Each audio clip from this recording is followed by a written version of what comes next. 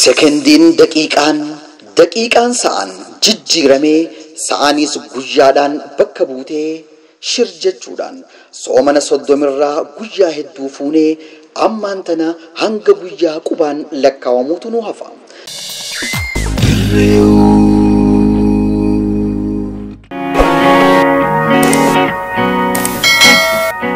Hordoftoota amantaa musliimaa maraan baga soomana Ramadaanaatiin nugee jechaati kan turre. Soomanni Ramadaanaa gaa akkuma beekamutti arraan tana guyyaa 20 fi takkaffaasaa lakkoofsisee kan jiru.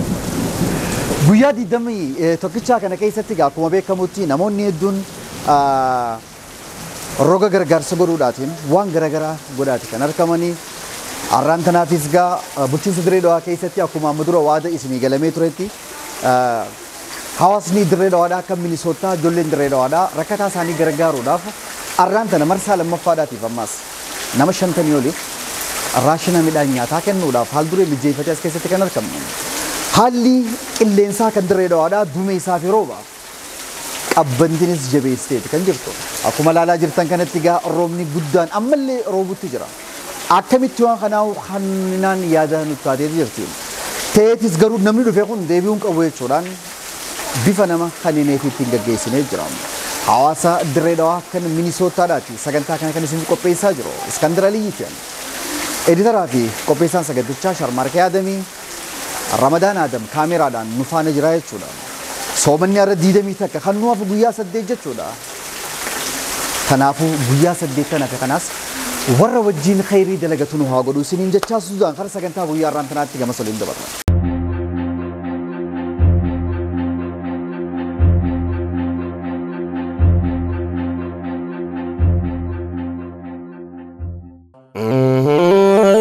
Keenyaan wal cinaa dhaabbannaan nu faraaram rabbiini jaalaa khalqii Muhammadin nu bargee raamataani.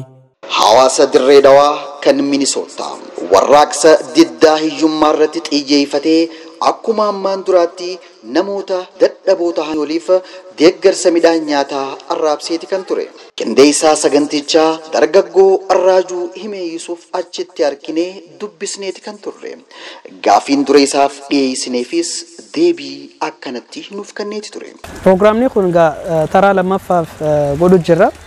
Taraa ta duraa sanis akkanumatti nama manatti deemnee nama mana keessa qaciisullee kaasnee hunda isaanii maqaas barreessinee as dhufanii akka furatu goone taraa lammaffaasis akkasumatti nama ta duratti kan geenyeef ammaasis akkasumatti manatti deemnee barreessinee as akka dhufanii akka furatu goonen. Tiyaansuun deeggarsi kun fuuldura roga adda addaatiin xiyyeeffannaan itti kennamee finiinee itti fufuu akka qabus dargaggoo Arraajuun itti dabalanii ibsaniiti turan. Ijoollee tanoo gargaarre ispeeshaalii qaraatii irratti fokus goone ijoollee barachuu hin dandeenye ikoonoomikaalii kan dandeenye san gargaarree karaa qaraatiitti akka deebi'an. Lamaffaas dardara ganda keessa ta'anii dalagaas kan qabaanne akka dalagaa opportunity kireet goonee fi karaa dalagaa akka seenan. Kanaatu dhaamsa guddaan qaban. Dhumarrattis dargaggoon kun silaa hawaasni Direwood kan Minisootaa kun akkana nuuf godhe silaa akkana godhe gaariidha jechuudhaan dhaamsa isaa kan maayyiti wajjin wal qabsiisee dubbateeti kan ture. Iskeen faan Sharmaarkeen faan deemnee gizee kanninuuf hedduu gammadan hedduu silaa isin dhuftanii gammachuu kana hoo agartan wallaahi akkamitti isinuu akkamitti gammadan isinii beekagaa. Namni hedduu gammadee jira akkasumatti hunda keessaniif du'aa godhu jiran. Kanaaf jecha itti fufaa akka gaariitti itti fufaa karee funtanaas kasiin jee baratuu fadhu barachuu qaba dalagaas akkasumatti isanis hoo sappoortii gootan bareedaadha. Yaadaan kiyya kun attaqaalaa maali hedduu galatoomaa siniin ja'an. Galatoomi Raajuu keenya Himee Yusuf namoonni hedduun kan himeen ijoollee asiin qabaa'u namni hedduu beeku hin jiru. Kanaafuu namni hin beeknellee ammaan tana siduudumaan si baraniiti jiranii kabajamtoota daawwattoota keenya aartistii keenya hangafticha Oromoodha Rabbi rahmata haa godhuuf abbaa qabsoo nama cimaa aartistoota kan turan keessaa Himee Yusuf hangafummaadhaan kan yaamamu. Inninis Raajuun ilma isaati. Kanaafuu namni isa qunnamuu barbaaddanis suduudumaan isa qunnamuu ni dandeessanii wal barsiisuun laazima waan ta'eef soomana kana rabbiin nama akkanuma waliif fidaraa jiru keenya. Kanaafuu atis maqaa production Direwoodiin guddisnee si galateeffannaa maqaa hawaasa Direedoo akka Minisootaatiinis guddisnee si galateeffannaa jabaadhu jajjabaadhu siin jenna galatoon. Galatooma. Direwoodis subscribe godhaa hunda keessan subscribe godhaa wanna guddaa dalaguu jiran akka hin irraanfatne subscribe godhaa. Thank you. Irra hedduun namaa rakkoo isaanii ciniinnatanii yeroo hedduuf nama isaan yaadatu dhabuurraa hiyyoomanii akka turan ibsaa kanneen gargaarsa isaaniif gumaacha kanaaf galata galchaniiti jiran. Hawaasa Direedoo kan Minisootaa jiran akkuma mana keenya nu wajjin jirtan isin lakkoofnaa jechuudha. Akkuma nuti ooltanii bultanii isin lakkoofnaa jechuudha. Maleekaan Rabbi isin bira haa jiraatu. Ayyaanni Islaamaa isin bira haa jiraatu. Ayyaanni Ramadaana isin bira haa jiraatu. Ayyaanni dhiigaa isin bira haa jiraatu. Kanaafuu nagaa Rabbii tokkotti nagaa isin hafaa kennu Ramadaan kariimiin jaan. Warri ala jiru nu yaadatanii biyya namaa kan jiranidha. Asiin nu yaadachuun isaanii waan guddaadha. Soobannee jechuudha. Arraan kana nuti waan hin beekne. Gargaaramtoonni gargaarsa fudhatan hedduunis du'aayii hangana hin jaamne imimmaaniin hudhamaa akkanatti kan godhan. Narraan arkin ijoollee balaan akkanattidha salphii salaamaa baatee balaan dhabama khayriin arkama isni rabbiitiin ijoollee kaa rabbi harkana haa jiisu maal taate balaan nurraan arkiniiti akkasiiti ani bal'ina keessaan jira na dhaggeeffadhu intala hin jiru ilma hin jiru dhageesse wanni niin qabu harka kiyya qullaadha waan bara deengaddaa sadaqaadhaa naa erganillee hangan qabu wajjiniin narraa badde humaa takka hin qabu amma roobni hunoo kalee nu fudhatee ka'e manni nurra jigaadha dhageesse bal'ina keessa jirra hagodhu rabbi haa Inshallah wanni hundi tolti. Oye, isma fitaate. Balaan isin arkinite. Atillee leenca mooraa guyyaa bisee haa godhuuti. Balaan isin arkin maku. Bobbaan isin nagaa galchin isin nagaa.